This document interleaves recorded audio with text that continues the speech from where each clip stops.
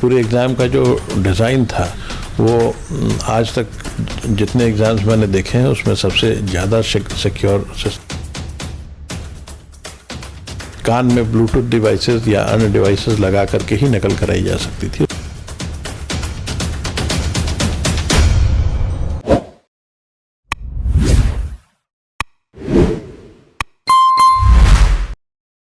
नमस्कार, मैं अभिनेंद्र।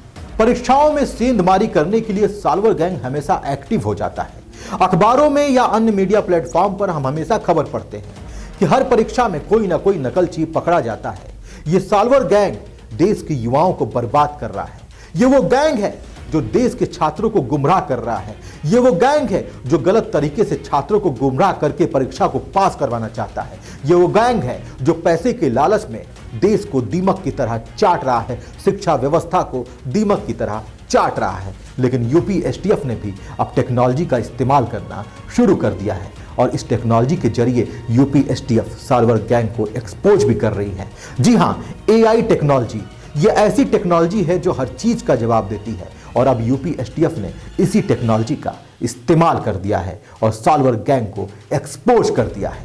उत्तर प्रदेश में हो रही परीक्षाओं में लगातार साल्वर गैंग पकड़े जा रहे हैं, जिसमें अब साल्वर गैंग को पकड़ने के लिए एआई टेक्नोलॉजी का प्रयोग किया जा रहा है। इस टेक्नोलॉजी के उपयोग से 186 साल्वर पकड़े गए हैं।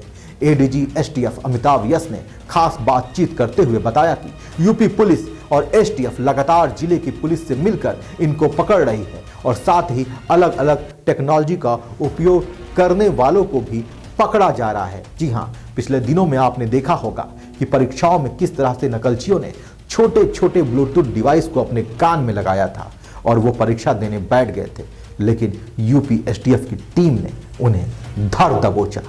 क्या कहते हैं अमिताभ यस इस बारे में, आइए सुनते हैं। इस पूरे कार्य में सबसे महत्वपूर्ण भूमिका एग्ज़ाम कराने वाली बॉडी की होती है। जैसे ग्राम विकास अधिकारी के लिए जो एग्ज़ामिनेशन हुआ उसमें यूपी SSSC द्वारा एग्ज़ाम कराया गया। उन्होंने एक बहुत ही सिक्योर एनवायरनमेंट प्रोवाइड किया एग्ज़ाम का। पूरे एग्ज़ाम का जो डिज़ाइन था वो आज तक जितने एग्ज़ाम्स मैंने देखे हैं उसमें सबसे ज़्यादा सिक्योर सिस्टम उन्होंने अपनाया था। इसमें एआई टेक्नोलॉजी का भी इस्तेमाल हुआ, जिससे कि जो इम्पर्सनेटर्स हैं, जिनको हम कॉलोकियल भाषा में मुन्ना भाई कहते हैं, उनको बहुत ही आसानी से आइडेंटिफाई किया जा सका और लगभग 185 इम्पर्सनेटर्स इस टेक्नोलॉजी के माध्यम से पकड़े गए। इसमें एसटीएफ, डिस्ट्रिक्ट पुलिस सभी ने योगदान दिया और मिलजुल करके ये काम हुआ, जिससे ये इम्पर्सनेटर्स को बहुत ही आसानी से पकड़ा जा सका। इसके अलावा जो एग्ज़ामिनेशन का सिस्टम था उसमें हम लोगों को जानकारी थी कि इम्पर्सनेशन के अलावा सिर्फ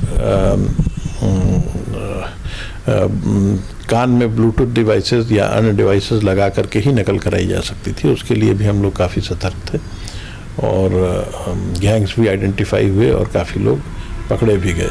ये ब्लूटूथ डिवाइसेस में दो पार्ट्स में आते हैं, जिसमें कि एक छोटी सी डिबिया होती है जो जीएसएम सिग्नल को कैच करती है और उसके माध्यम से फिर वो डेटा को या वॉइस को ब्लूटूथ, बहुत ही छोटे ब्लूटूथ डिवाइस में जो कान में लगा होता है और बाहर से नज़र भी नहीं आता, उसमें ट्रांसमिट करती है। तो इस तरह के भी बहुत सारे नकलची पकड़े गए जो इस एडवांस टेक्नोलॉजी का इस्तेमाल कर रहे थे और इस कारण से ये एग्ज़ामिनेशन की शुचिता भंग नहीं हुई।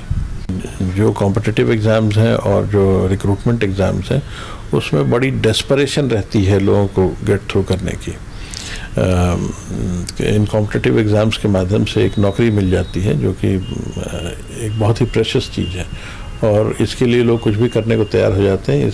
हमें जानकारी रहती है अथवा हम काफ़ी इंफॉर्मेशन इकट्ठा कर रहे होते हैं इन साल्वर गैंग्स के बारे में, अपने स्टेट में भी, आसपास के स्टेट्स में भी, और इसीलिए एसटीएफ इस कार्य में कामयाब होती है। ये कार्य लगातार जारी रहता है और हम लगातार उन गैंग्स को आइडेंटिफाई करते रहते हैं जो सॉल्वर्स प्रोवाइड करते हैं अथवा किसी भी प्रकार से शुचिता भंग करते हैं किसी एग्जामिनेशन की।